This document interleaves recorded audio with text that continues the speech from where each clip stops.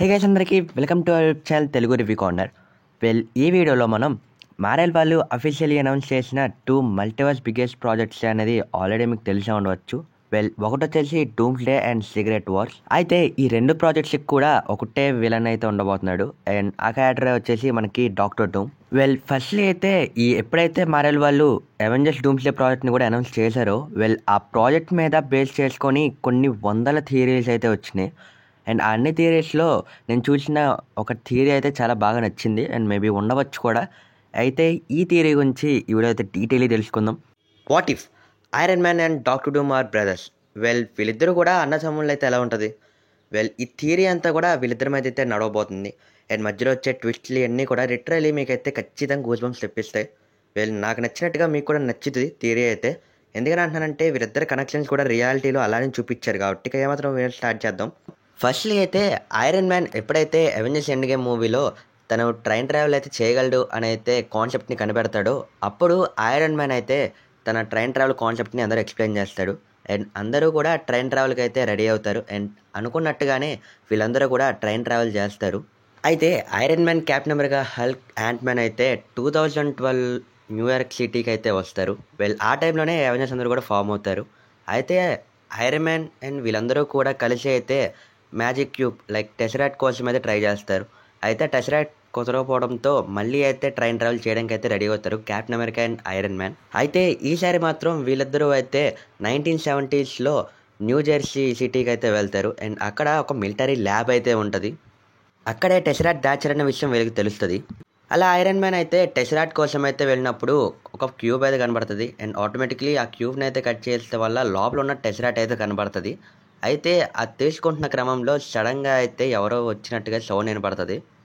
ఇంకా ఎవరో అని చూస్తే అక్కడ మనకి హవర్డ్ స్టార్క్ అయితే కనపడతాడు. హవర్డ్ స్టార్క్ అనేది ఐరన్ మ్యాన్ వాళ్ళ ఫాదర్. అండ్ వాళ్ళిద్దరి మధ్యన సమ్ ఆఫ్ ద కన్వర్జేషన్స్ అయితే జరుగుతుంది. అండ్ వాళ్ళిద్దరూ మాట్లాడుకుంటూ లిఫ్ట్ వరకు అయితే వెళ్తారు. వాళ్ళిద్దరూ కూడా మాట్లాడుకుంటూ వెళ్తున్నప్పుడు హవర్డ్ స్టార్క్ అయితే మెన్షన్ చేస్తాడు. తన వైఫ్ అయితే ఒక బాబుకి అయితే బర్త్ ఇచ్చిందని అయితే చెప్తాడు. ఈ సీన్లో చాలామందికి కూడా తెలియని డీటెయిల్ ఏంటంటే టోనీ స్టార్క్ ఒక రియాక్షన్ మీరు చూసుకుంటే కొంచెం అనుమానంగా అయితే ఉంటుంది. బికాస్ అక్కడ చాలామంది కూడా గమనించారు ఎందుకంటే టోనీ స్టార్క్ అయితే రియాక్షన్ అలా ఇచ్చాడు అనేసి. అక్కడ ఒక మెయిన్ రీజన్స్ అయితే ఉంది. టోనీ ఎందుకని అలాంటి రియాక్షన్ ఇచ్చాడంటే మీరు చూసుకుంటే iron Man and captain America train travel చేసిన తేదీ వచ్చేసి April 7th, 2019 ఇయర్ని అయితే వెళ్ళారు. నీకెలా తెలిసిందంటే ఆల్రెడీ మూవీలో క్యాప్టెన్ అమెరికా ఎప్పుడైతే సమ్ ఆఫ్ ది ఫైల్స్ అనేది పట్టుకున్నప్పుడు అక్కడ డేట్ అయితే క్లియర్ మెన్షన్ చేస్తారు. అదే రోజున హవర్డ్ స్టార్క్ అయితే నాకు ఒక బేబీ పుట్టాడని క్లియర్లీ టోనీ స్టార్క్ అయితే చెప్తాడు. ఆ రియాక్షన్ కల కారణం ఏంటంటే మార్వెల్ కామిక్స్లో మీరు ఐరన్ మ్యాన్ యొక్క ఆరిజిన్ చూస్తే కనుక ఐరన్ మ్యాన్ పుట్టిన తేదీ వచ్చేసి May 29th, 1970 అయితే పుడతాడు. అయితే ఇక్కడ ట్విస్ట్ ఏంటంటే ఐరన్ మ్యాన్కి అండ్ హవర్డ్ స్టార్క్ బేబీకి పుట్టిన డేట్స్ వచ్చేసి 1 month గ్యాప్ అయితే ఉంది. సో అందుకని ఐరన్ మ్యాన్ అక్కడ ఒక 1 second అయితే ఆలోచిస్తాడు. బట్ దాన్ని అయితే పెద్దగా పట్టించుకోడు. సో ఇక ఇప్పుడు థియరీలో ఇంకొంచెం డీప్గా వెళ్ళాల్సిన సమయం అయితే వచ్చింది. హవర్డ్ స్టార్క్ మెన్షన్ చేసిన డేట్ అండ్ టోనీ స్టార్క్ పుట్టిన డేట్ మధ్యలో అయితే 1 month గ్యాప్ అయితే ఉంది. హవర్డ్ స్టార్క్ ఏదైతే బేబీ పుట్టాడని చెప్పాడో అండ్ ఆ బేబీ పేరు వచ్చేసి ఆర్నో. ఈ ఆర్నో క్యారెక్టరే యాజ్ ఏ టోనీ స్టార్క్కి బ్రదర్గా ఉండబోతున్నాడు. అయితే ఇక్కడ ఆర్నోల్డ్ స్టార్క్ని ఎందుకని మార్వెల్ ఇప్పటి వరకు కూడా అనౌన్స్ చేయలేదు అండ్ హవర్డ్ స్టార్క్ ఎందుకని ఇప్పటి వరకు కూడా బయటికి రాలేదంటే దానికల్లా మెయిన్ రీజన్ వచ్చేది హవర్డ్ స్టార్క్ వచ్చేసి ఎప్పుడైతే తన కొడుకు ఒక డిసీజ్తో బాధపడుతుందని తెలిస్తే వరల్డ్ అందరూ కూడా దాని మీద జాలి చూపించడం ఇవన్నీ చేస్తారని చెప్పేసి తనని వరల్డ్ నుంచి అయితే హైడ్ చేసేస్తాడు. అంటే ఇక తను ప్రపంచానికి అయితే కనపడకూడదని చెప్పేసి దాచుతాడు. బట్ ఎప్పుడైతే ఆర్నోకి ఆ డిసీజ్ రావడం అండ్ ఆ డిసీజ్ వల్ల తన లంగ్స్ అనేవి కూడా ఫెయిల్ అవడంతో తన మీద కొన్ని కోట్లు కూడా ఖర్చు పెడతాడు. ఇవన్నీ కూడా ఫెయిల్ అవడంతో హవర్డ్ స్టార్క్ అయితే ప్రపంచం నుంచి తన్ని దాచేస్తాడు. బట్ లేటర్ 1 month తర్వాత అయితే ఒక బేబీ అయితే పుడతాడు. ఆ బేబీ ఎవరో మీకు ఆల్రెడీ తెలుసు, తనే ఐరన్ మ్యాన్. ఐరన్ మ్యాన్ పుట్టినప్పుడు తను చాలా హెల్తీగా అయితే పుట్టాడు. సో కాబట్టి హవర్డ్ స్టార్క్ ఒక పిచ్చి పని అయితే చేస్తాడు. అదేంటంటే ఆర్నోని వరల్డ్ నుంచి దాచేసి తన న్యూ బేబీగా అండ్ తన వారసత్వంగా టోనీ స్టార్క్ని అయితే అనౌన్స్ చేస్తాడు. ఇంకా టోనీ స్టార్క్ కూడా తన వారసత్వాన్ని అండ్ లెగసీ మొత్తాన్ని కూడా టోనీ స్టార్క్ అయితే ఇస్తాడు.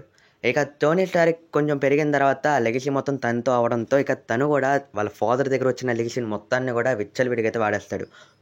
టోనీ స్టార్క్ మొత్తం టెక్నాలజీ కూడా తన అదుపులో అయితే పెట్టుకోగలుగుతాడు మొత్తం నేర్చుకొని.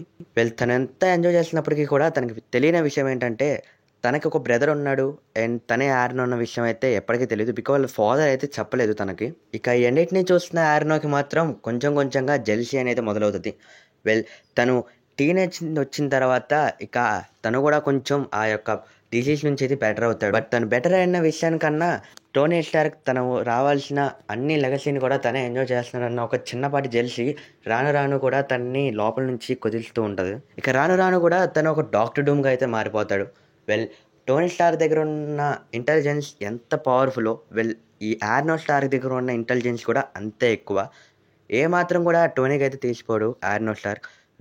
అదే టెక్నాలజీని తిను కూడా క్రియేట్ చేసి తిను డాక్టర్ డూమ్గా పవర్ఫుల్గా అయితే మారుతాడు. ఇక తనకు ఎంత పవర్స్ వచ్చినప్పటికీ కూడా తను వెంటనే వెళ్ళి ఐరన్ మ్యాన్ని చంపాలన్న ఉద్దేశాన్ని అయితే పెట్టుకోలేదు.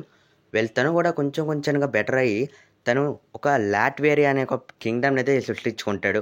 అండ్ ఆ కింగ్డమ్కి తనే రాజుగా అయితే మారి ఇక ఆ కింగ్డమ్ని కూడా అతను వెళ్తూ ఉంటాడు. అండ్ ఇలా అయితే స్టోరీ కంటిన్యూ ఎండ్ అవుతుంది.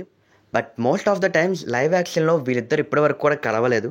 బట్ కామిక్స్లో చూసుకుంటే చాలా కూడా ఫైట్ చేసుకున్నారు. కామిక్స్ కూడా వీళ్ళిద్దరికీ ఆరిజిన్స్ కూడా తెలుసు. వాళ్ళు ఎలా పుట్టారు ఏంటనేది క్లియర్లీ వాళ్ళకి తెలుసు. వీళ్ళిద్దరు ఫైట్ చేసుకున్న కొన్నిసార్లు కూడా డాక్టర్ డూమ్ గెలిచేవాడు. అండ్ ఎందుకంటే ఐరన్ మ్యాన్కి ఉన్న ఇంటెలిజెన్స్ డాక్టర్ డూమ్ కూడా ఉంది కాబట్టి. బట్ కొన్నిసార్లు మాత్రం ఐరన్ మ్యాన్ గెలిచేవాళ్ళు.